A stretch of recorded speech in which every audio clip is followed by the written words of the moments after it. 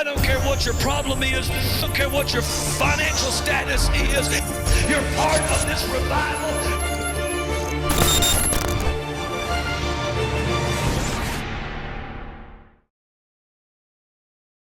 Praise the Lord, everybody. This is Justin Leva, and this is the Elisha Generation Podcast. Good to have you all tuning in with us this evening. It's been a couple months. We took a little bit of a break from producing some episodes, but we are back full force. And I am so excited to be here this evening because it's going to be a great evening. There's some great content. First and foremost, thank you to all of you that have been supporting us financially. Your contributions towards the podcast are greatly, greatly appreciated. And to those that have contributed, may the Lord richly bless you for doing that. Now on to our content speaker this evening. I am excited today to have one of my closest friends here on the show. I met Pastor Tim Doran. I think it was 2014 at a church in Arkansas. He had actually come to hear me preach for a friend of his, and we had gotten acquainted then and kind of loosely stayed in touch. But when he became pastor down in the Rio Grande Valley, we had become acquainted once again and have been kind of tied at the hip ever since. I preach for him quite a bit. We talk pretty often. He's a revivalist. He's just an all-around great guy. Pastor Tim Doran, welcome to the Elisha Generation Podcast. Man, thank you. Such an honor to be here. I am excited about this because I've been praying about it, and one of the times I'd come to preach for you, I just knew that you were going to be able to provide some very valuable insight into the topic today. And so our content, our topic today, that I think you provide a lot of value into is the purpose of God. The purpose of God, the direction of God, and lastly, the will of God. Watching your life unfold over the last, how long have you been in Harlingen? 9 years this month. So watching your life unfold over the last 9 years, and I know you kind of fussed at me before we started talking because you said you don't view yourself as a success, but in ministry, we should celebrate wins and we should celebrate successes because it's all for the glory of God. Absolutely. Everything that has happened in Harlingen is all to the glory of God, of course. Absolutely. But I firmly believe the success of Harlingen is predicated upon it's because you took the chance, I guess you would call it, of moving your family down there, and we'll get to all that later. But tell me about your start in ministry. Where'd you get started at? So I was born and raised in Northern California on the coast, so over by Highway 101 place. I'll just say Eureka, California. My dad pastored a little south of there. I went to Eureka's school, the McDonalds. They're incredible people. Yeah. John McDonald and now his son, Jonathan McDonald. Incredible people. So that's where I grew up, lived till I was 25. Awesome. So grew up in a pastor's home. At what point did you, I guess we have that aha kind of figuring out moment that we're called to ministry. When did you know you were called to ministry? So I'll share this way because my pastor kind of alluded to it the other day and acted like I should share it. I'm a miracle even being here. My mom was never supposed to have another child. Wow. My oldest brother, who is my pastor, is 18 years older than me. And he remembers my mom being told that she couldn't have any more children.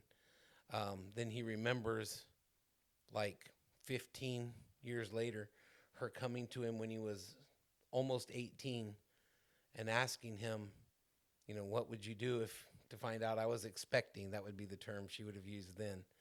And he said, well, I'll just name him. And so actually he did name me. But his words were that I'm a miracle. And he has known since my mom told him that God had a special work for me to do.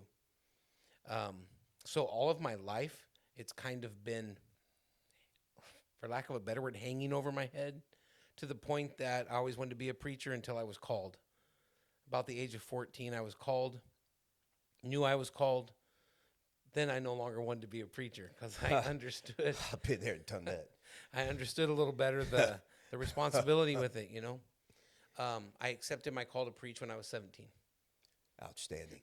So accepted call to preach at 17. I would assume, did you start helping your dad in the local church? Is that where? So my brother was my pastor at that time. My dad, because of illness, was at that time they called it the pastor emeritus. They would have called him the bishop now. Yeah.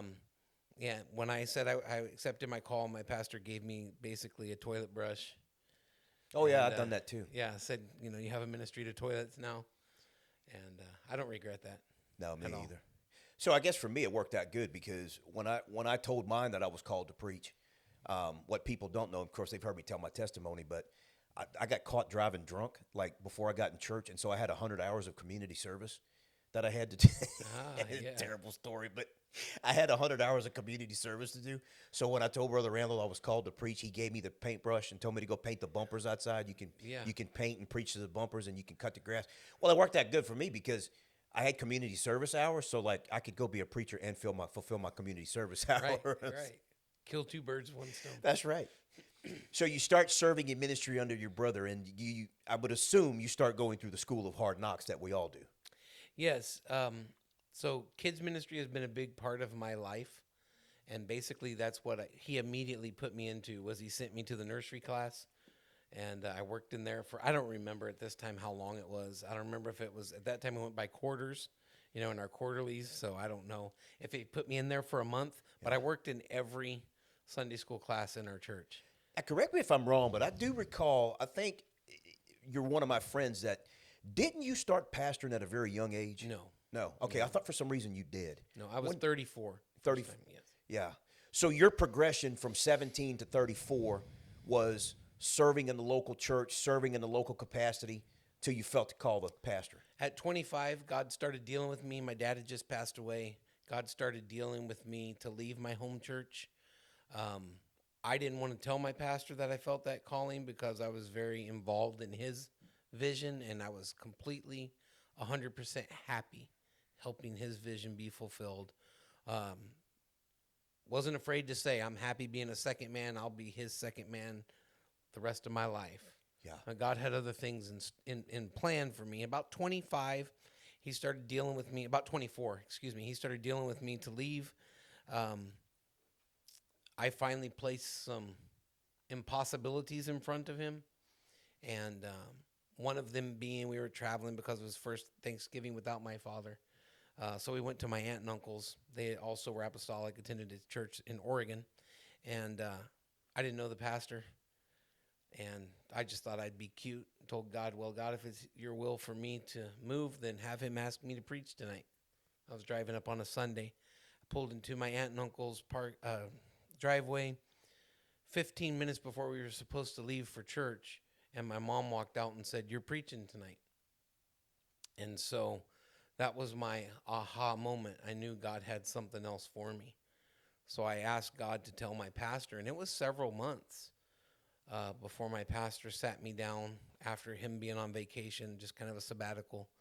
And I had helped take care of the church during that time, and we sat down in a restaurant the day after he returned, and he looked at me and said, it's time for you to go. And we didn't know where, we didn't know what. We just knew that it was time for us, my wife and I, to leave. Not because we were bad, but because God had other things in store. Yeah. So it was scary. We ended up moving to Arkansas, sight unseen, never been there at all. Moved because we had some friends there, moved to help them in their church, and then we just worked in several places in the state of Arkansas until we started pastoring in 2009. Interesting. So let's go back on something, because there's a very interesting point and there's something to be extracted out of something you said. The comment, your pastor told you that it was time to go. Do you think there is a direct correlation between the will of God for a person's life and their pastor knowing that for them? Absolutely. 100%. Because we're living in a day and age where people don't talk to their pastor. I mean, I say people. Ministers think they don't need to be submitted, which my bishop was here, and we talked about that earlier this year. I remember. But do you think that God will never circumvent his order, his structure? And so you do feel there's a correlation between God telling them what the will of God for your life is versus you knowing for yourself. I am very old-fashioned in that. Me too. I 100% believe that if you have you should have a pastor that you can trust. My pastor has veto power. Yeah, I so does pastor mine. people. I know he does. I've seen you give way to it. I've seen you be obedient to that. I tell our church that I pastor, I can't ask you to be submitted to me if I'm not submitted to my pastor. And I am very much submitted to my pastor. Yeah. He would tell you that. Yeah, I can tell. My family would tell you that. Yeah, I can tell. You can get around guys and know when they're submitted. There's just something. Their spirits. There's a different carry. There's a guy carry. I me personally. Somebody watching may not agree, may not disagree.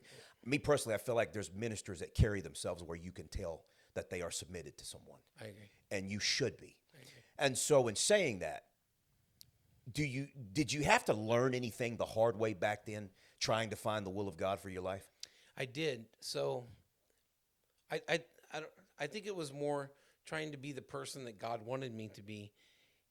He had to beat some stuff out of me. Oh gosh. Yeah, definitely had to beat some stuff out of me. Maybe beat some stuff into me. Yeah, me too. You know, you get a lot of traditions when you're raised in church. My dad was pretty conservative. Not that there's anything wrong with that. There's nothing wrong with that. I'm probably considered a conservative now. That I guess that has kind of changed, that term.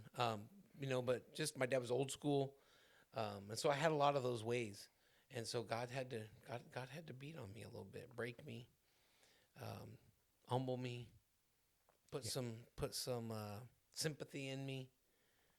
Yeah. And so, we're talking about the progression. You leave Oregon, or you leave wherever you work, California. Yeah. You guys go to a place you've never been before, Arkansas. You start pastoring. Eventually, you start pastoring. But did you feel like you were completely fulfilled doing what you were doing, or did you feel at some point there was something more? So when I initially went to the first place that we pastored, I thought I was there forever, and I wanted to be there forever. And so maybe looking back now, I would say I felt like I wasn't going to be there forever, because I can remember praying, asking God, please let me stay here forever. And the reason for that is some churches cycle through pastors, and that particular church had. I'm going to use a word that maybe makes it sound like it was all about me, but I don't intend it to be. There's no legacy established there. You took me around here and showed me around the building and you know, the history that is here, the souls that have been changed here and lives that have been changed here. Not that a church that cycles through pastors doesn't have that, but it's different. Yeah. And I wanted to just be there and build a work for God. I wanted to build a strong work. I wanted it to be healthy. I wanted it to be able to sustain the storm, you know, produce kings out of that church, and just see God really do an incredible work, an amazing work around there. So I did ask God many times, you know, let this be my forever home. And then toward the end of our time there, my wife and I both felt God begin to change us and began to,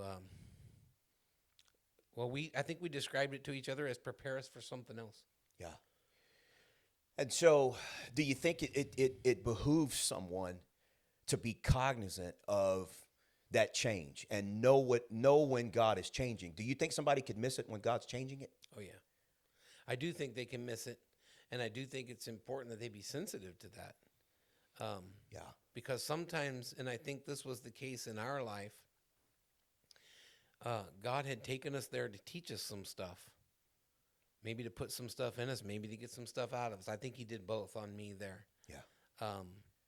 I learned from myself some good things, some good ways to pastor, and some not so good ways to pastor. And so I do think that, you know, sometimes the direction of God can carry us from here to here, and God's ultimately got a goal. And I believe now I'm in my forever home. Yeah. Oh, definitely. That's what I believe. Oh, definitely. And so, I am a better man having been to these other places. I'm a better pastor having been to these other places. I'm a different person. So what do you say to the young man that's in ministry right now, that is forging his path through ministry, that is trying to figure out his life? He has a calling, but he just feels like he's just stuck in the middle somewhere. So, first of all, you got to have a pastor in your life. Even when I worked under other pastors, I would submit to that man as my pastor. But I always had a pastor, and I hope this makes sense, but the pastor that sent me into ministry has always been the pastor over my ministry. Yeah. And the reason for that was, and I'm just going to be clear, you know me, I'm just transparent. The reason for that was not everybody that you go and work with and help, They don't know you. they don't always know you, but they don't always want to see you do better than them. You said it. I'll say it again. They don't always want to see you do better than them. I 100% agree. It's one of those, it's always the will of God to come, never the will of God to leave. Hello? And sometimes we're there. If you keep on, we're By going the to take way, up an offering. Yeah, I feel the Holy Ghost right now. There's sometimes that we go and there's something that God's accomplishing in us and maybe even in them and in that local church. But then it's time to move. It's time to go. I'm not a big fan of saints moving. I do know sometimes you have to. But I do think God calls ministry sometimes to leave and go. And I can remember talking to the pastor I was working under at one particular spot, and I knew what God was telling me. I'm 100% sure today that God was telling me. And I went to him and talked to him, and his remark was, I don't always know the will of God for other men, which struck me as odd because I trusted him to know the will of God for me. Maybe he could have worded it different. I'm not angry at him, Yeah. But I think you got to, and that was the purpose for having the pastor that sent me still in my life, involved in my life, aware of what was going on in my life, so that I could call him and talk to him and he could give me direction because he saw the will of God for my life. And he told me it's time for you to leave. Yeah. So I think it's very important that you have a pastor that is, I'm going to say, over your ministry.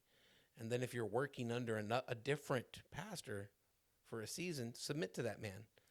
Trust that man, but always have a pastor that's over you. I hope that makes sense. It does. Bishop Bourne is believes pretty identical. He calls it, the structure of the bishop, and says that you should have a bishop in your life. That's a good way to say it. And that's how he believes it. That's how I believe it. Of course, he is my bishop. He is my pastor. And kind of staying along the same lines. I mean, look, I've made two very, very bad mistakes trying to fulfill the will of God on my own instead of trying to run things through him, through Brother Bourne. I have been beat up so much over the last several years that I can promise you, man, there's days, and I'm not trying to be funny, but man, there's days if I'm about to sneeze, I almost want to text him, hey, man, is it all right to sneeze right now? Right. Is it healthy? I'm being goofy, but it's like I am so worried about being out of the will of God now and making such a bad mistake because of the stuff that I've had to reap. Right. For some really stupid decisions that I made without consulting him. And now it's like I am so scared to make a move. And it's old school to think, it's old school to say it this way and view it this way. But if that man told me to jump, I'm going to ask him how high. If he told me to go run out in traffic right now, I'd ask him, how long do you want me to run out there and where do you want me to go? Am I a Frogger? Yeah, yeah, exactly. But there's such a hand and glove type fit when a person is seeking the will of God for their life and can go to the person that is in authority over them. It's going to help you avoid shipwreck. And so I firmly believe that you are so blessed because you are submitted the way that you are. I do as well. And so you have this moment in Arkansas. It's time to go. Circumstances of life, things happen. You're gone. You leave Arkansas. You were a pastor, and you now sit under another man that I know because you're in a waiting period. Without going into detail, You know you're supposed to be a pastor. You know what the will of God is for your life. But I want you to tell me about that waiting period before you got your other pastorate. What was that like? So first of all, I'm not very patient. Yeah, me either. It's probably why we're friends. The good thing was that the pastor that we sat under was a very good friend of mine. Yeah. And I could trust him explicitly. And I did. And he was incredible to work with in that he referred to me as an associate pastor. So it wasn't like I was just there, if that makes sense. It was a little bit frustrating because I had already pastored. I knew what my calling was. Yeah. I was in a season of being an evangelist, I guess, probably mostly just to that church because he just gave me free rein. And there were times that he would walk up to me and say, all right, like you did last time you were at our church preaching. Okay, God's going to talk to you in a minute, and I want you to share it, kind of thing. Yeah. And we worked very well together. But it was still frustrating because I was for 6.5 years, I had been the guy that the buck stopped here. And so I had to learn to defer to somebody else. And even maybe I didn't agree 100% with what they did, I had to put, hey, we're going to do this because he's the pastor. And even if I don't agree, the right thing to do is to defer to him. Yeah. The last thing I wanted to do was mess his church up. Yeah. That's good. And so that period of frustration, how long were you there? 8 months. And so you've went through a solid 8 months of frustration. And you got people that they're going to watch this podcast that have been sitting in a place of frustration for a year, 2 years, maybe 3. Sure. What do you say to that person that is just, they're not sinning, they're not doing nothing stupid. They are just frustrated within themselves because they're trying to find the purpose of God. Can I back up a little bit? Sure. So before I pastored in Arkansas, I sat in a church in Arkansas. We went there to heal because we had a little bit of I would call it a messy divorce from one place that we worked. Not from your wife, from the church. Not from my wife. Just clarifying for the church. viewers Yeah, out there. Yeah. There's somebody here like, oh my God. I said it quietly, but I said from one place that we worked. Yeah. So, yeah. So we sat in a church for 3 years. In that time frame, I know that God spoke to me about 2 different churches. I pursued them. Man stopped both of them. I was very frustrated. And I remember looking at my wife and telling her, if I didn't love God so much, I'd just quit. You feel like man has the ability to stop the will of God? I do. You really do? I do. So do I. I do. Absolutely do. I mean, I believe it so much, I'd fight somebody over it. I would too. I used to.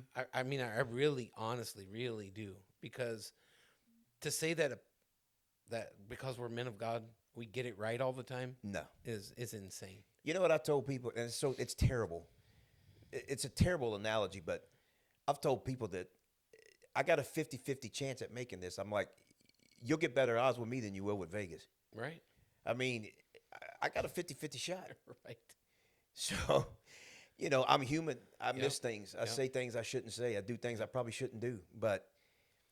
And so in saying all of that, you firmly, you are rooted in that belief that man can mess up the will of God. I've seen it happen. Yeah, me too. It's happened I know it's happened in your life. It's happened in my life. Oh, yeah. It's happened in my life more than once. Matter of fact, my wife asked me one time recently, how can this be the will of God if those also were the will of God? To me, this is my struggle with this. Since we're on this podcast, I'll be very vulnerable and very transparent. This is my struggle. I have watched God heal cancerous tumors. I have watched God heal and raise the dead. I've watched God take people out of wheelchairs. What I struggle with the most, or used to, not anymore, is the fact that God has all this power and all this ability that he can't override a person's will, but you know what? He will not. Will not. Never has. It's not scriptural. It's not biblical. Could have slapped the apple out, or whatever it was. I don't like to say apple because I like apples, but he could have slapped the fruit out of Adam's hand. But he won't. But he won't. And that's what I struggled with for a long time because I said, so God, you're telling me you have the ability to do this, but you can't make these people do this. And Why it's didn't like, you deal with them? Yeah. yeah, he won't. Why didn't you kill him, God? I've asked God that. Why do you kill him? Yeah. Because when man takes the will of God into their hand, somebody's going to die spiritually. Agreed. And usually it's a lot of somebody's. And so let's talk about the journey. Okay. 8 months of frustration. Mm-hmm. And then you get a phone call. Tell me what happens. Well, it was Twitter. Back in the Twitter days, I never was a big Twitter user. I like to scroll the account and read the news is what I called it. Brother Gurley had advertised on there. He was the district superintendent of South Texas at that time. I guess he is again, but I'm in a different district now. But Yeah. the church that I pastor in Harlingen was up looking for a pastor, as were a couple other places. And I had just I cannot remember the exact sequence. I don't remember if it was that particular night we had came home from church. I think it was, but I'm unable to attach them with surety. Yeah, sure. Or it had been just a few days before. We had heard a man come through and preach, God's doing a new thing. Sitting by an elder in the church, I felt like God was talking to me. And I'm like, he's been doing a new thing for 8 months, right? But I felt like God was giving me a specific word. This elder elbowed me and said, God's talking to you, right? Was that Brother Stokes' daddy? Yes, it was. It was How did Elder I know? Stokes. Yeah. He elbowed me and he said, God's talking to you. And I looked at him, I said, I do. And I believe it was that night. But anyway, in the near future, it was after church. We were at home. I was scrolling through Twitter on my iPad. My wife was in the other room. My wife came out, and I jokingly, she had been talking about, I want to move near the beach. And I jokingly said, hey, you want to move to Texas? Not expecting her to say yes or anything positive about it, just to be honest with you. And she said, well, I might. And I was surprised. And you know my wife, so that probably would surprise you as well. Just, yeah. I thought, Lady, a few words. Very few words. Very few words. When she speaks, I listen because it's going to be good. Anyway, so I named the 3 places. We just kind of started looking a little bit, but just stuck in my heart. And so we started praying about them. And I was actually looking at one in the hill country that was open near San Antonio. I have some people that at that time that I talked to about things, just kind of a covering. And I talked to them. One being my pastor, one being Pastor Stokes that I was sitting under. Yeah. One being the district superintendent at that time, Brother Dennis Anderson, who actually is district superintendent again. And then, I think that was all I had at that time. Anyway, we talked and came down to I couldn't get a feel for either of the other 2 cities, but Harlingen just kept coming back to me. And so I mentioned to my wife, I said, man, have you thought any more about moving to Texas? And she said, I've been looking at looking at the city and all of that. And I said, well, man, Harlingen just keeps coming back to me. And she said, yeah, me too. And so That's how you knew it was a God thing. yeah. Because Yeah, you both were in agreement. We were in agreement without really talking about it, just coming back. So anyway, I'll make a long story short. Everybody said, hey, if you don't call about it, at least a little bit of pursuit there, you're always going to wish you had. And so I called the presbyter at that time, who was Brother Poole. And he said, well, we're not taking applications right now. There's some stuff I'll tell you about if they decide to have you come. But send me a resume. So I sent a resume. A couple weeks later, they asked me to come preach. And so you got there. You get elected pastor. How many people did you start with? So let me add one thing before that, just because we're talking about submission a minute Of course, ago. of course. So they want to vote on my wife and I. They really liked us. We really liked it. My pastor would not give me an okay. He didn't give me a no, but he didn't give me an okay. And I was talking to the people there, and they're saying, man, we want to vote on you. And I'm saying, I can't give you a yes until my pastor gives me a yes. I will not. And so I was praying with Pastor Stokes and praying with him in a prayer meeting. And my pastor had emailed me a list of reservations that he had. There were 5. I don't remember all of them. Doesn't matter. There were 5. I'm praying with Pastor Stokes, and all of a sudden, God answers all 5 of them. Boom, gives me an answer. Boom, boom, boom, boom. I left, called my pastor. And I said, this is what I feel about these things. And I told him. And when I finished, he said, well, great. Ain't God good? I'm good with it. And I found out a year later when he came and preached for us, he told our church, he said, I had to make sure that it wasn't just him wanting to pastor, but that it was a God thing. That's wise. That's wise. And that's why you need to be submitted to a bishop. I'll use that term. Yeah. To be submitted to a bishop, be submitted to somebody that's got your best interest at heart. Because sometimes we get caught up in, this is what God called me to do. It's got to be This is the will. second podcast this year where submission keeps coming back up. Somebody needs to listen. I watched that first one, by the way. This is the second podcast that's kind of trending in the same direction, but we're talking about the will of God. Yep. So you get voted on. They're going to vote on you. How many people were there, voting members? There were 14 voting members. Yeah. Some of them, and just to be honest with you, at that time, the criteria wasn't very high to be a voting member. So you had 14 voting members, but average attendance was what at that time? I'm going to say probably around 25, I would say. Average attendance, That's 25. and that's made up of people that just came on Sundays. Yeah. Didn't come on Wednesdays. And so you get voted in. You make the trek down to 1,000 miles from my driveway to the church parking lot. Was there ever a moment though that you pulled up on site or maybe in the early pastorate of Harlingen, was there ever a moment where you just kind of took a step back and said, man, what am I doing here? Absolutely. So I had worked at the job I was at until I was fully vested. The company invested for us. So I was actually had stock ownership. Longest time I had ever worked on a job up to that point. My boss told me, you are absolutely insane. Why would you leave everything that you know? My mom was in a nursing home in Little Rock with dementia. My brother, my pastor,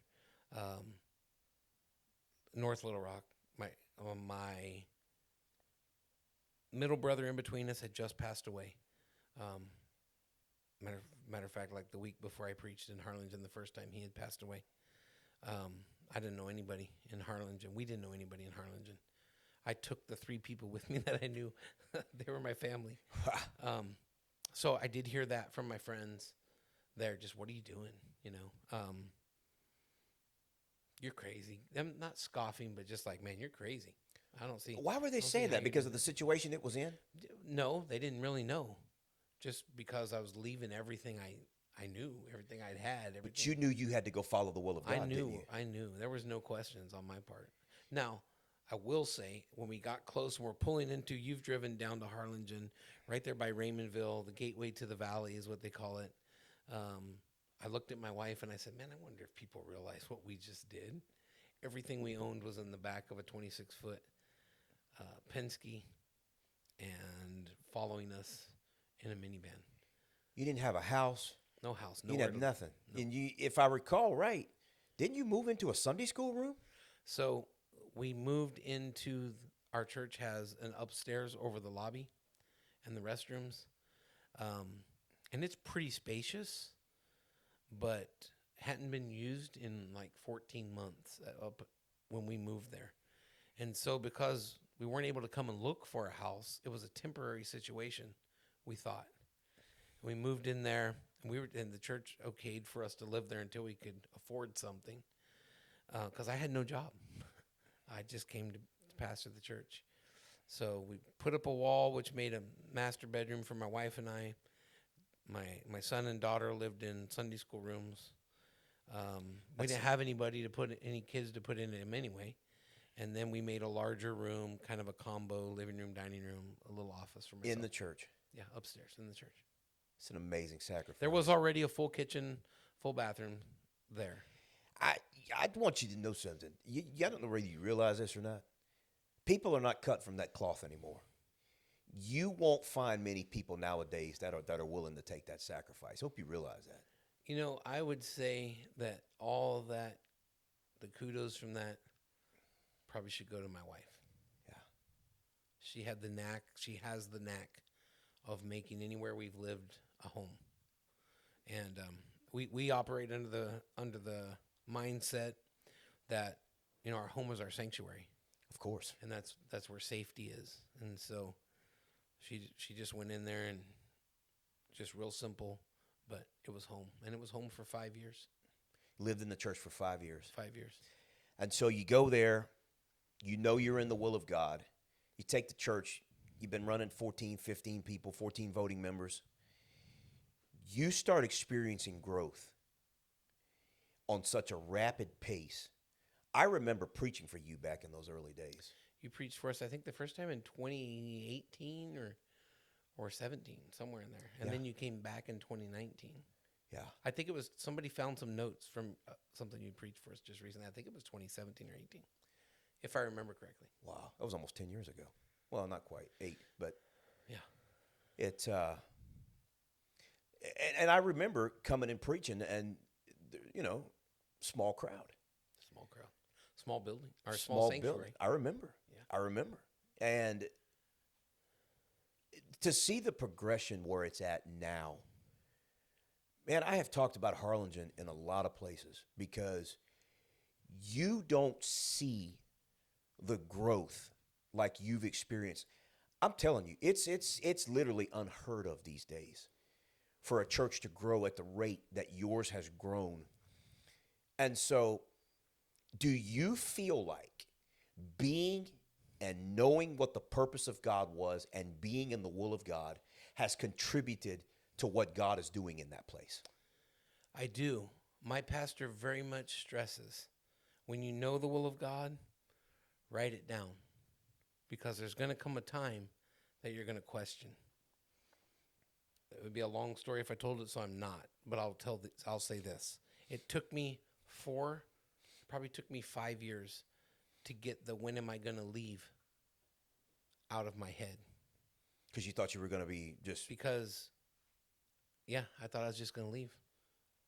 A lot of it goes back to what had happened at previous church. But like I said, a long story. But yes, I until finally I mentioned to him, I'm in the midst of this growth that I know not everybody sees. I mean, I've worked in a lot of churches. You know, I think this is my 7th church to be a part of. I know they don't see, and it's not a bragging on me when I say this, but they don't see the growth that we've had. And so in the midst of all that, I'm saying, I'm probably just going to leave. When am I going to leave? You know, maybe it's time for me to go now. Maybe I've brought this church as far as I can because I pastor now the largest church I've ever attended. And so, you know, it was a little bit intimidating, just, you know, to be honest. Yeah. And so the growth, you know, it's amazing. You know, you went through the phase of frustration. You figured out what the will of God was for your life by making a sacrifice, you and your family.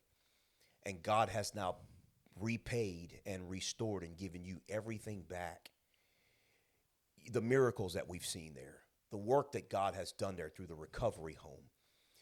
You know, I am astounded every time I walk in to preach at that place because I know what that place was like in the beginning. Yeah. And when I walked in there all those years ago, and there were 20 people sitting there, and to walk in that place a few Sundays ago, and there'd be nearly 200 there. I mean, it was 180-something people the Sunday I was there. It is just absolutely remarkable, but what people don't see, you talked about frustration. Nobody saw you when you wept that night with the tears out of frustration, trying to understand why things happened the way that they've happened. Nobody saw that stuff. Nobody saw the nights of just the confusion. Like, I don't understand. And I'm speaking for myself too. Sure. Nobody sees that stuff.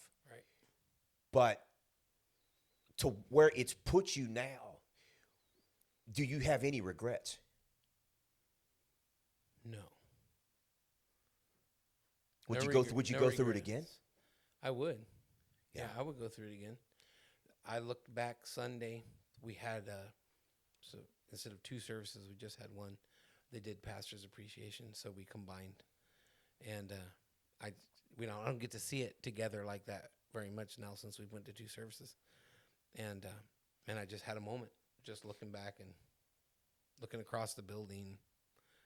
You remember people's lives. You remember the first time they came to church. You remember what they were, and you look at how far God has brought them. Man, it's humbling. It's inspiring. It's energizing. Yeah. It's a beautiful thing. So It's worth it. So what do you feel like is the primary thing that has contributed to revival in that church? How did you walk in and have such success? Like what gave you revival in that valley? It's hard to put a finger on. I think there's a lot of things that factor into it. I think I'm where I'm supposed to be. That's number one. Maybe my final resting place, for lack of a better word. I think I'm where I'm supposed to be, but I'm in the time that I'm supposed to be there. Yeah. I'm not supposed to be anywhere else. I'm supposed to be exactly where I am right now. And everything, it's kind of like a church service. When we plan a church service, everything we do is to get us to the altar, right? Well, it's kind of the same thing. Everything that's happened in my life is to get me to this point. Except when you have me, I'll probably get you to the altar before the preaching even starts. That's okay too. It's just to get us to the altar. I don't care if it's before the preaching or after. Makes no difference to me. Yeah. And so you say that there's many contributing factors to you having revival in that valley. Me personally, what I've seen when I've gone there is the warmth. Like when you pull into the parking lot, the people really make you feel welcome. People that are opening the doors, it's just, I think what contributes to a lot of the success is that there's so many multifaceted things going on at one time at y'all's church. Like you got door greeters, and I understand we have all that stuff, but like everybody plays an integral part. And you know what's funny, man? It's not funny, but people are really passionate about what they do there. I can give you a better answer if you want it. Yeah. It's why I'm in Houston. I'll give a plug if I may. Yeah. So I'm here in Houston right now for Motion Conference. Yeah. Held at First Church in Pearland. The first year we came, First Church, I was part of the NAM program because our church was, I guess, under the revitalization, because it had been so mishandled. Brother Gurley's church paid for our registration for all the NAM missionaries at that time. And then the NAM department paid for our rooms. And so my church paid for my wife and I to come. So they covered our food and our gas, basically. Yeah. I'm now at my 7th motion. So I've been there 9 years. I'm at my 7th motion. One of them we didn't come to because they canceled it because of COVID. So I'm at my 7th motion. And what we did simply is we came here, they said a lot of things that made sense. For church growth, we looked around. This is the kind of church we want. People were happy to be there. People were loud in the lobby. People were having fun. Man, you know me. That's right up my alley. But there's an element of apostolic church too. Yes, you guys have a move of God. Absolutely, because all of the other stuff doesn't matter if you don't have a move of God. And so everything we do, you're one of many people that have told me you feel it when you pull in the parking lot. We had a guy just graduate our recovery home. So not this last Sunday, but the Sunday before. He came to our church homeless. He walked in with a backpack. That's all he had. And he said when we opened the doors to welcome him, we made him feel so special because it was, we say, give everybody red carpet treatment. And we really try to do that. So we open the doors. It's a big, hey, good to see you. He said, I felt God touch me right then. He told me his story just recently. Felt God touch me right then. I tell our church, and actually, First Impressions team is a team I still lead. Not because I don't think anybody else could do it better. I'm not sure anybody could. But I love that first impression. Yeah. And so I lead that team still. And I'll tell them, all right, guys, I need a loud lobby. Let's have fun. And so that's something that we really focus on, that we're very intentional about. Because it makes people comfortable immediately. And if they're comfortable, and then there's other things we do intentionally as well. But if we're comfortable, then God has an opportunity to touch us because our guard's kind of down. Awesome. So all these elements come together and you start having revival. You're having one of the greatest revivals of anybody that I know of in the movement right now. Church growth, revival, praying people through, got the recovery home going. That I think all of it goes back to, in your particular story, you finding the will of God for your life. Yep. And so, in kind of closing, as we're wrapping up, what do you say to the person that's watching this that says, hey, Pastor, I hear you, but where's the will of God for my life? All right, so first of all, I say the will of God for every person is to be a good saint. Scriptural. And so go find a place, sacrifice, serve in your local church, and serve until, be an Elisha, until God says, here, you've proven to me I can trust you with this. I feel the Holy Ghost right now. Now I'm going to trust you with this. Yeah. We should never, this is my opinion. I think it's God's opinion as well, but we should never promote people that are just looking for a place. We need to promote people that are willing to serve where they are until God opens the next door. I don't know we're supposed to be wrapping up, but there was something that hit me a minute ago, and I was just thinking, you were satisfied being in Harlingen, and God grew it. But how many of us, or how many have we seen fall into the trap of there's always something better out there? Mm-hmm. Bigger church, bigger crowds, bigger things, more money. There's a trap. That's a common trap ministers are falling into. I'll use this for a step, and then I'll go to something bigger. Yeah. That's bad out there. But if a guy goes and just stays. Somebody's got to go to the little church, man. Yeah. I can't think of many that would have gone to that place and looked around and did what you did. I just can't. I don't see that because, like I said, people are not cut out for that anymore. But they're still out there. There was one person that preached before me that pulled his name immediately. And then they didn't have any more come after I did because they wanted to vote on us. But, yeah, you're right. There's not many. Yeah. And so back to kind of the wrap-up piece, you've mentioned, they're going to find that they need to seek the will of God, serve in their local church. Is there anything else they need to do? I made a statement recently in my church when I was preaching. It's my opinion. We hear people say, or we see maybe on social media, if God closes the door, look for a window. No.